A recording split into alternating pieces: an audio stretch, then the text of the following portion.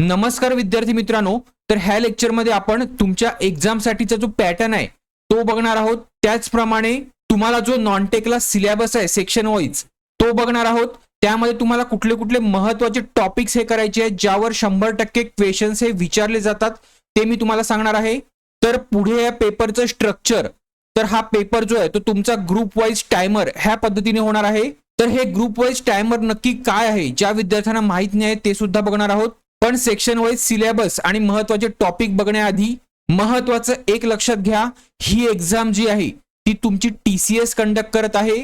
तुमच्यापैकी ज्या विद्यार्थ्यांनी भूमी अभिलेख भरती ज्यामध्ये भूमापक नावाची एक पोस्ट होती सर्वेयर, तर ह्या पोस्टसाठीचा ज्यांनी पेपर दिला असेल तर त्यांनी एक लक्षात घ्यायचं आहे, तुमची ती एक्झाम जी कंडक्ट केली गेली होती ती IBPS ने कंडक्ट केली गेली होती आणि ही एक्झाम तुमची TCS कंडक्ट करत आहे। तर दोन्ही एक्झाम कंडक्टिंग एजन्सीचा जो पॅटर्न आहे तो थोडासा डिफरंट आहे, तर हे सगळ्यांनी लक्षात घ्या। आता MMRDA ने तुम्हाला प्रत्येक पोस्टनुसार परीक्षेचं संक्षिप्त स्वरूप दिलेलं आहे, ज्यामध्ये तुम्हाला टोटल 5 सेक्शन असणार आहेत व त्यामधील जे 4 सेक्शन आपण जे आज बघणार आहोत जे की नॉन टेक सेक्शन असणार आहेत।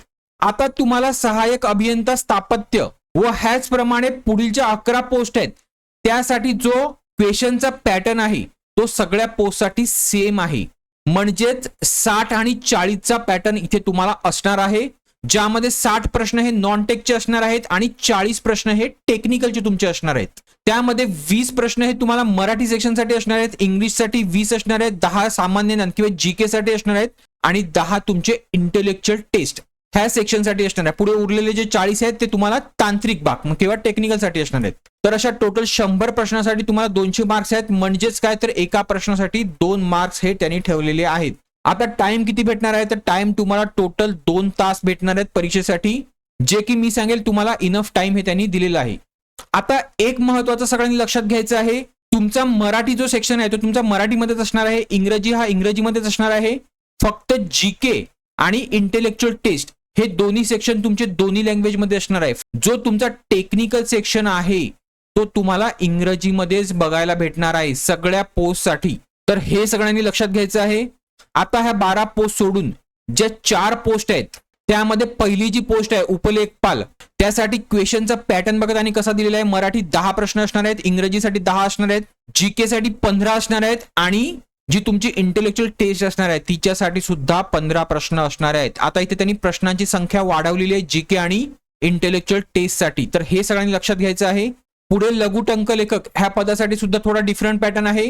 तुमच्यासाठी जे नॉन टेक्निकल सेक्शन आहेत त्यामध्ये प्रत्येक सेक्शन हा 15-15 मार्काला तुम्हाला विचारला जाणार आहे, पण इथे तुम्हाला कुठलाही टेक्निकल पार्ट बघायला भेटणार नाही। तुम्हाला व्यावसायिक चाचणीला 80 मार्क त्यांनी इथे पुढे ठेवलेले आहेत। क्लिअर आहे। आता भूमापक किंवा सर्वेअर ह्या पोस्टसाठी त्यांनी एक लहानशी चुकी केलेली आहे, ती म्हणजे बघा काय, तर 10-10 असे प्रश्न ठेवलेले आहेत। इंग्लिश मराठीसाठी 15-15, GK आणि इंटेलेक्चुअल टेस्टसाठी आणि 15 प्रश्न जे आहेत ते त्यांनी टेक्निकलसाठी ठेवलेले आहेत। आता हे टोटल जर तुम्ही प्रश्न मोजाल तर ते टोटल 65 होतात, पण इथे त्यांनी 60च दिलेले आहेत। तर सगळ्यांनी लक्षात इथे घ्यायचं आहे ते म्हणजे इथे 15 प्रश्न असणार आहेत, तुम्हाला इथे 10च प्रश्न बघायला भेटतील। आता ह्या रिगार्डिंग कुठलीही नोटिफिकेशन पुढे आली तर मी तुम्हाला त्याबद्दल नक्कीच अपडेट करेल, तर ज्यांनी अजूनही चॅनलला सबस्क्राईब केलं नसेल तर त्यांनी सबस्क्राईब करून घ्या। पुढे कॉम्प्युटर सेक्शनसाठी मागील प्रमाणेच 20-20-10-10चा पॅटर्न आहे, म्हणजे 60-40चा पॅटर्न आहे। फक्त एक महत्त्वाचा डिफरन्स म्हणजे काय, तर पहिल्या ज्या 12 पोस्ट मी सांगितल्या त्या 12 पोस्टसाठी पदवी लेवलची डिफिकल्टी लेवल आहे आणि ह्या ज्या पोस्ट आहेत त्यामध्ये उपलेखपाल ह्या पोस्टसाठी तर पदवी लेवल आहे, पण लघु टंकलेखक भूमापक ह्या 2 पोस्टसाठी 10वीची लेवल आहे आणि संगणक तंत्रज्ञ किंवा कॉम्प्युटर टेक्निशियन ह्या पोस्टसाठी 12वीची लेवल आहे। पण सगळ्यांनी एक लक्षात घ्या, तुमची लेवल काहीही असून द्या, तुमचे जे सेक्शन वाईज टॉपिक आहेत ते तुमचे सेम असणार आहेत, त्यामुळे डिफिकल्टी लेवल ह्या टर्मवर कोणीही भूलू नये। क्लिअर आहे। तुम्हाला सगळ्याचे सगळे टॉपिक्स हे व्यवस्थित करायचे आहेत। आता बघूया पेपरचं स्ट्रक्चर, कारण ही एक्झाम तुमची ग्रुप लेवल टायमर ह्या पद्धतीने होणार आहे। तर आता हे ग्रुप लेवल टायमर म्हणजे नक्की काय, तर बघा एक पोस्ट संबंधी मी तुम्हाला व्यवस्थित डिटेलमध्ये सांगतो। तर ही पोस्ट आहे स्टेनोग्राफर किंवा लघु टंकलेखक, तर ह्या पोस्टसाठी तुम्हाला टोटल 60 प्रश्न असणार आहेत, जे की 15-15च्या ग्रुपमध्ये असे डिवाइड होऊन येणार आहे ABCD, आणि प्रत्येक ग्रुपसाठी तुम्हाला वेगवेगळं टाइम हे असणार आहे। तुम्हाला जे टाइम दिलेले आहे त्यांनी ते 60 प्रश्नासाठी ते 75 मिनिट आहेत। ह्याचाच अर्थ काय, तर प्रत्येक ग्रुपसाठी तुम्हाला 18 मिनिटं आणि 45 सेकंद इतकं टाइम तुम्हाला भेटणार आहे. म्हणजे काय, तर तुमची जेव्हा एक्झाम चालू होईल तेव्हा तुमचा पहिला ग्रुप हा ऍक्टिव्हेट होईल आणि पहिला ग्रुप ऍक्टिव्हेट झाल्यानंतर तुम्हाला हे तुमचे जे 4 सेक्शन आहेत ते बघायला भेटतील. त्यामधला कुठलाही सेक्शन तुम्ही पहिल्यांदा सॉल्व्ह करू शकता आणि त्या सेक्शन नुसार जे प्रश्न मी 15 सांगितले ते डिवाइड केलेले असतील अशा पद्धतीने. तर हे 15 प्रश्न तुम्हाला ह्या टाइम मध्ये सॉल्व्ह करायचे आहेत आणि मग हे टाइम झाल्यानंतर तुमचा दुसरा जो ग्रुप आहे तो ऍक्टिव्हेट होईल. हा ग्रुप ऍक्टिव्हेट झाल्यानंतर तुम्ही मागचा जो ग्रुप आहे तो पुन्हा सॉल्व्ह करू शकणार नाही किंवा तो व्हिजिट करू शकणार नाही किंवा जे पुढचे 2 येणारे सेक्शन आहेत ते सुद्धा तुम्ही व्हिजिट करू शकत नाही. ह्या टाइम मध्ये तुम्हाला फक्त हाच ग्रुप सॉल्व्ह करायचा आहे. क्लिअर आहे, तुम्हाला समजतंय मला काय बोलायचं आहे. तर ह्याच प्रमाणे पुढचा ग्रुप सुद्धा ऍक्टिव्हेट होत जाईल आणि त्याच्यानंतर शेवटचा ग्रुप. तर अशा प्रकारे तुमची एक्झाम ही कंडक्ट केली जाणार आहे. आता बाकीच्या विद्यार्थ्यांसाठी ज्यांना टेक्निकल सेक्शन आहे अशा पोस्ट असलेल्या विद्यार्थ्यांसाठी कदाचित एक सेक्शन एक्स्ट्रा असू शकतो किंवा ह्या 15 क्वेश्चन ऐवजी 25 क्वेश्चनची 4 पार्ट असू शकतात. क्लिअर आहे, तर हे सगळ्यांनी लक्षात घ्यायचं आहे. पुढे क्वेश्चनची जी संख्या असेल ती थोडीशी डिफरंट असेल, तर हे सुद्धा सगळ्यांनी लक्षात घ्यायचं आहे. आता बघूया आपण तुमच्या सेक्शन वाईज महत्वाचे टॉपिक्स. तर सगळ्यात पहिला सेक्शन जो आपण बघणार आहोत तो आहे मराठी सेक्शन.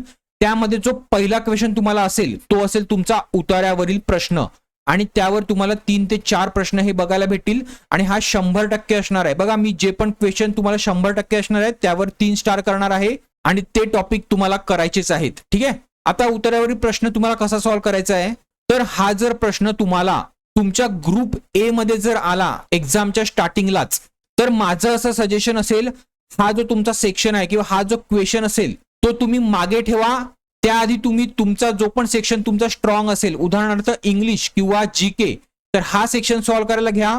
आता हे मी का सांगतोय, तर जेव्हा एक्झाम स्टार्ट होते तेव्हा तुम्हाला जे पर्यवेक्षक असतात ते काही सूचना करत असतात आणि ह्या सूचनामध्येच तुमच्या उतारा वाचण्यामध्ये तुम्हाला थोडासा प्रॉब्लेम येऊ शकतो. त्यामुळे मी सांगेल हा जो सेक्शन आहे तो तुम्ही मागे घ्या.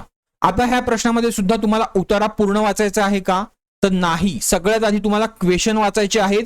जर तुम्हाला ते डायरेक्टली उतार्यामध्ये सापडत असतील तर डायरेक्टली मार्क करा, पण जर क्वेश्चन वाचून तुम्हाला असं वाटत असेल की उतारा वाचायची गरज आहे तरच उतारा वाचा. क्लिअर आहे.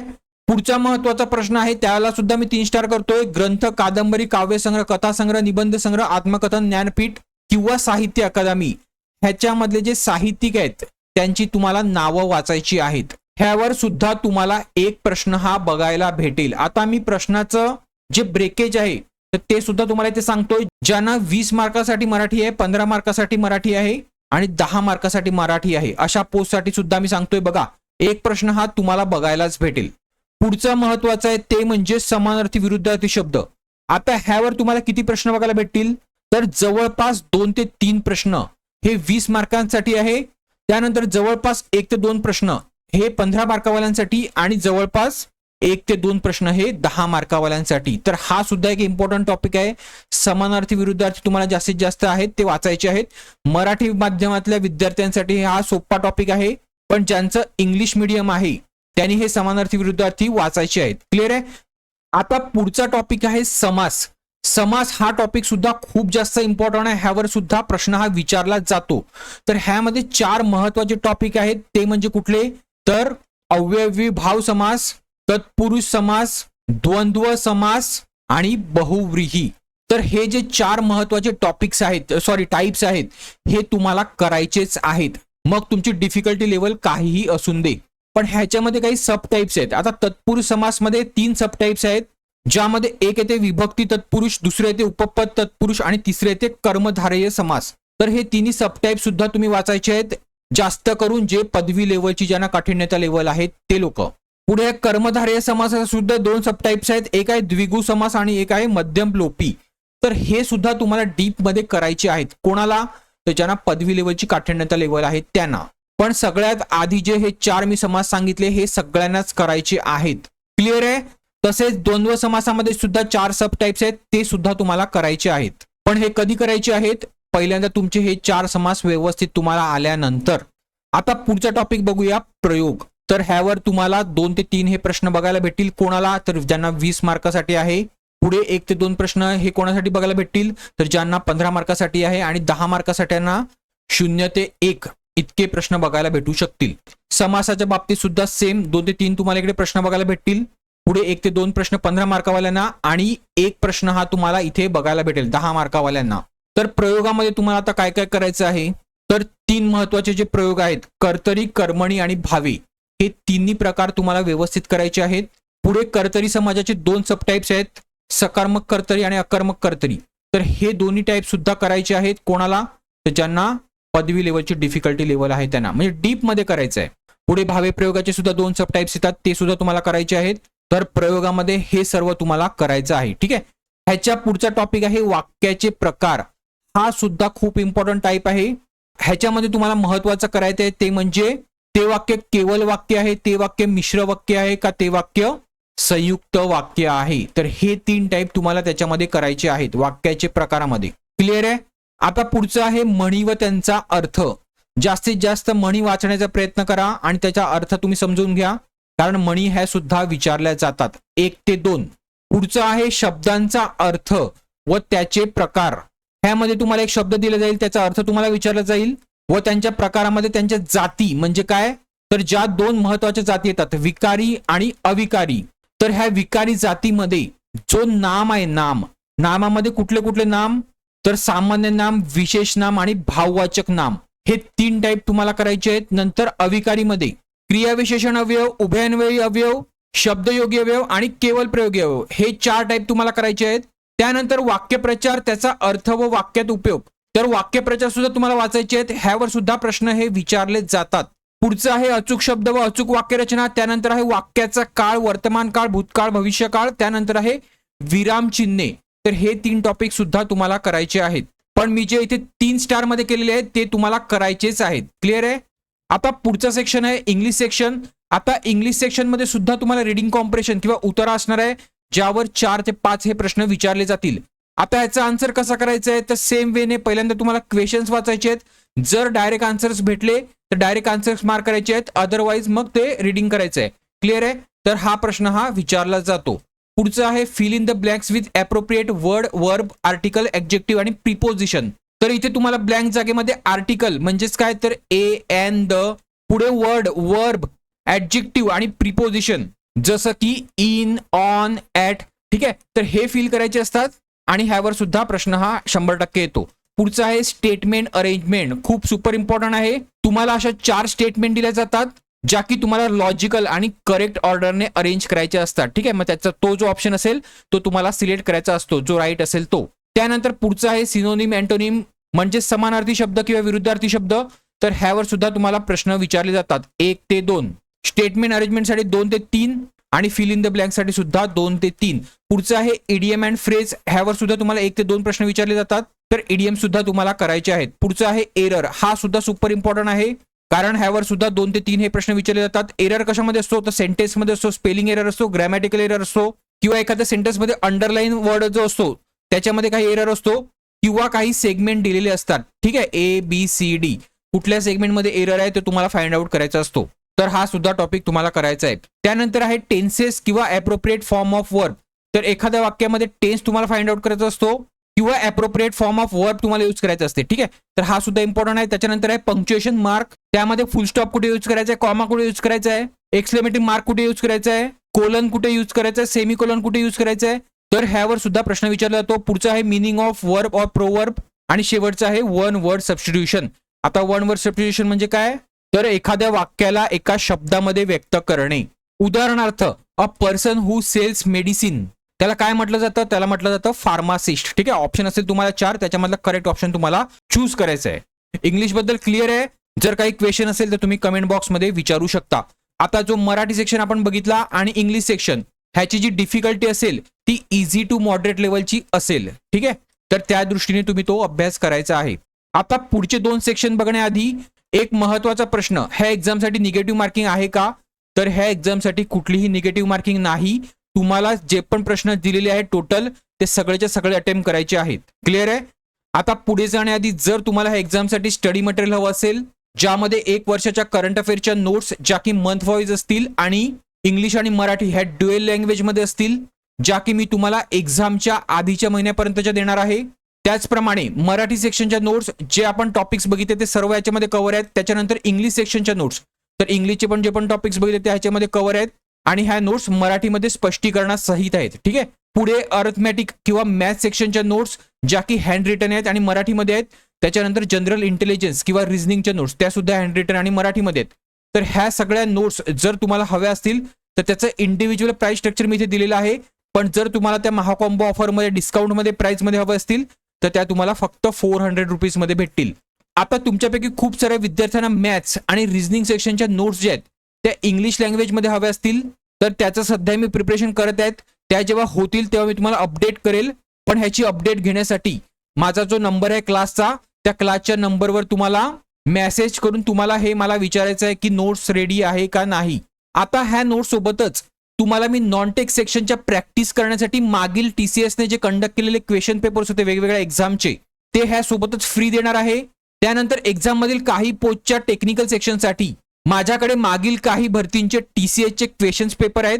त्याच्यामध्ये JE civil, JE electrical clerk, account clerk, accountant और सिनियर ऑडिटर आणि ज्युनियर लॉ ऑफिसर, तर ह्यांचे काही पेपर्स आहेत ज्यामध्ये ह्या 3 पोस्टसाठीचे माझ्याकडे भरपूर आहेत.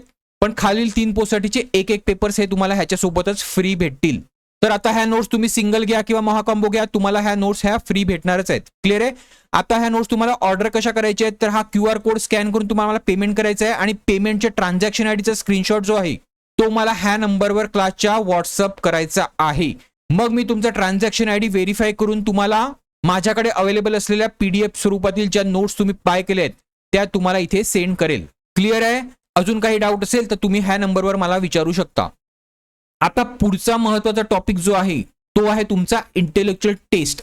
आता ह्या इंटेलेक्च्युअल टेस्टमध्ये तुम्हाला रिझनिंग सुद्धा विचारलं जाणार आहे आणि मॅथ्स किंवा मॅथ्समध्ये अर्थमॅटिक हे सुद्धा विचारलं जाणार आहे. आणि ह्या दोन्ही ह्याच्यामध्ये सगळ्यात जास्त वेटेज असेल ते मॅथ्ससाठी असेल. तर जर 40% क्वेश्चन्स हे रिझनिंगसाठी असतील तर 60% क्वेश्चन हे मॅथ्ससाठी असतील.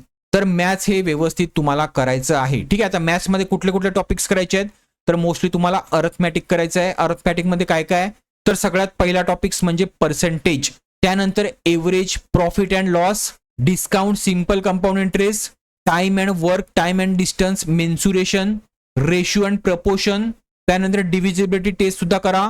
पुढे स्क्वेअर रूट, त्यानंतर फ्रॅक्शन, डेसिमल, सिम्प्लिफिकेशन. तर हे टॉपिक तुम्ही व्यवस्थित करा. त्यानंतर रिझनिंग मध्ये सगळ्यात महत्त्वाचा टॉपिक्स कुठला आहे तर तो आहे सिटिंग अरेंजमेंट. ह्यावर 100% तुम्हाला प्रश्न हा बघायला भेटेल आणि सिटिंग अरेंजमेंटवरच तुम्हाला जवळपास 2 ते 3 हे प्रश्न बघायला भेटतील. त्याच्यानंतर आहे सिरीज, नंबर सिरीज सुद्धा करायची आहे आणि अल्फाबेटिकल सिरीज सुद्धा करायची आहे. पुढचा महत्त्वाचा टॉपिक आहे तो म्हणजे रिलेशनशिप. ह्यावर तुम्हाला 1 ते 2 प्रश्न हा 100% बघायला भेटेल. हे तिन्ही टॉपिक तुम्हाला व्यवस्थित करायचे आहे. पुढचा आहे कोडिंग डिकोडिंग, ह्यावर सुद्धा तुम्हाला 1 ते 2 प्रश्न बघायला भेटेल. त्याच्यानंतर आहे डिस्टन्स अँड डायरेक्शन, ह्यावर सुद्धा तुम्हाला प्रश्न हा बघायला भेटेल. पुढचं आहे वर्बल आणि न्यूमेरिकल एनालॉजी, एनालॉजीवर सुद्धा प्रश्न बघायला भेटेल. त्यानंतर आहे लॉजिकल ऑपरेशन, ह्यावर सुद्धा प्रश्न बघायला भेटेल. त्यानंतर आहे स्टेटमेंट आर्ग्युमेंट, हा सुद्धा टॉपिक तुम्हाला करायचा आहे जो की इथे मेन्शन नाहीये. क्लिअर आहे. आता बघूया शेवटचा सेक्शन जो की आहे जीके सेक्शन. आता जीके सेक्शन काही काना 15 मार्कासाठी आहे, काही काना 10 मार्कासाठी आहे. तर बघा मार्क कितीही असू द्या, ह्यामध्ये तुम्हाला सगळ्यात जास्त वेटेज जे आहे ते कुठल्या सेक्शनला असणार आहे तर ते असणार आहे करंट अफेअर्स. आणि करंट अफेअर्स तुम्हाला काय करायचे आहेत मी आधीच सांगितलंय, 1 वर्षाचे करंट अफेअर्स तुम्हाला व्यवस्थित वाचायचे आहेत. त्यामध्ये कमीत कमी 6 महिन्याचे जे मागच्या 6 महिन्याचे आहेत ते तुम्हाला व्यवस्थित इन डेप्थ मध्ये करायचे आहेत आणि त्याच्या मागच्या 6 महिन्याचे आहेत ते वरच्यावर केले तरी चालतील. आता करंट अफेअर्स कुठले कुठले करायचे आहेत तर इंडियाचे करायचे आहेत, महाराष्ट्राचे करायचे आहेत आणि ग्लोबल सुद्धा करायचे आहेत. तर करंट अफेअर्सवर तुम्हाला 4 ते 5 प्रश्न हे बघायला भेटतील. पुढे इंडियन हिस्ट्री. आता इंडियन हिस्ट्रीमध्ये महाराष्ट्र सेंट्रिक स्वातंत्र्याचा लढा हे तुम्हाला व्यवस्थित वाचायचं आहे. त्यानंतर इंडियन जॉग्राफी सुद्धा आणि महाराष्ट्र स्टेटची जॉग्राफी सुद्धा, तर ही जॉग्राफी सुद्धा तुम्हाला व्यवस्थित वाचायची आहे. आणि मुंबईची जॉग्राफी सुद्धा, मुंबई रिजनची जॉग्राफी सुद्धा तुम्हाला विचारली जाऊ शकते. तर हे सगळ्यांनी लक्षात घ्या. त्यानंतर आहे कॉन्स्टिट्यूशन किंवा पॉलिटी. पॉलिटीमध्ये तुम्हाला 1 ते 2 प्रश्न बघायला भेटेल. इंडियन जॉग्राफीवर सुद्धा 1 ते 2 बघायला भेटेल. इंडियन हिस्ट्रीवर सुद्धा 1 ते 2 बघायला भेटेल. तर पॉलिटीमध्ये सुद्धा तुम्हाला व्यवस्थित वाचायचे. पॉलिटी मोस्टली काय विचारलं जाईल तर constitution, basic features of constitution, त्यानंतर काही महत्वाची जी कॉन्स्टिट्यूशन आहे ती, त्यानंतर रिसेंटली काही अमेंडमेंट झाली असतील ती.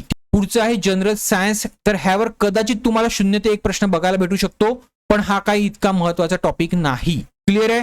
आता ह्या करंट अफेअर्स मध्ये काय काय प्रश्न येतील, तर मोस्टली अवॉर्ड्सवर प्रश्न विचारले जातील, काही युद्ध अभ्यास असेल त्याच्यावर प्रश्न विचारले जातील, काही गव्हर्नमेंट स्कीम असेल त्याच्यावर प्रश्न विचारले जातील, त्यानंतर काही प्रतिष्ठित अपॉइंटमेंट्स ज्या असतील, प्रतिष्ठित व्यक्तींचे अपॉइंटमेंट्स त्यावर प्रश्न विचारले जातील, त्यानंतर ग्लोबल लेवलला काही घटना, महत्वाच्या घटना ह्यावर काही प्रश्न विचारले जातील, त्यानंतर स्पोर्ट्स हा त्यांचा आवडता टॉपिक आहे, स्पोर्ट्सवर सुद्धा तुम्हाला बघायला भेटेल. तर हे सगळं तुम्हाला करायचं आहे करंट मधलं. क्लिअर आहे. तर हे जे 4 नॉन टेकचे सेक्शन मी तुम्हाला आता सांगितलेले आहेत, ते जे टॉपिक्स तुम्हाला व्यवस्थित सांगितलेले आहेत ते व्यवस्थित करा. मी गॅरंटी देतो तुम्हाला ह्यामध्ये चांगले चांगले मार्क्स हे भेटतील. आता राहिलं टेक्निकलचं. तर टेक्निकल ज्या लोकांना आहे त्याने तुमच्या सब्जेक्टचं जे पण बेसिक नॉलेज आहे, बेसिक ते वाचायचं आहे, आणि ह्यासाठी मागचे क्वेश्चन पेपर्स हे TCS तुम्हाला फॉलो करायचे आहेत.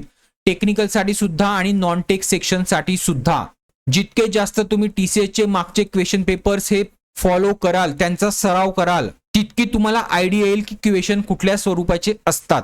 पुढे एक लहानशी रिक्वेस्ट करतो, जर तुम्हाला हा व्हिडिओ आवडला असेल तर लाईक करायला विसरू नका. त्याचप्रमाणे जे विद्यार्थी नवीन असतील त्यांनी चॅनलला सबस्क्राईब करायला सुद्धा विसरू नका. मी खूप सारे MMRDA रिलेटेड व्हिडिओज हे आणणार आहे. तर चला, होप करतो हा व्हिडिओ तुम्हाला आवडला असेल तर शेअर, लाईक आणि सबस्क्राईब करायला विसरू नका, आणि टेलिग्राम चॅनलला सुद्धा फॉलो करायला विसरू नका. थँक्यू.